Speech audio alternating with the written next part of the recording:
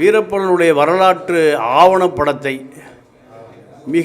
வரலாற்றை மிக துல்லியமாக தைரியமாக சொல்லக்கூடிய ஒரே நிறுவனம் நக்கீரன் நிறுவனம்தான்.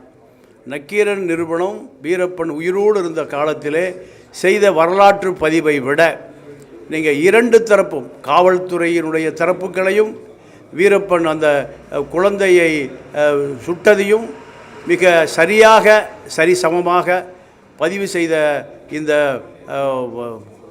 சமூக வலைதளத்தில் இந்த பதிவு அடுத்த தலைமுறையினருக்கு கடத்தி இருக்கிறார்கள். இவ்வளவு தைரியமாக, இவ்வளவு ஆணித்தனமாக ஒரு கருத்தை பதிவு செய்ய முடியும் என்று சொன்னால் அது கண்டிப்பாக நக்கீரன் வலைதளத்தில்தான் இதை பதிவு செய்ய முடியும்.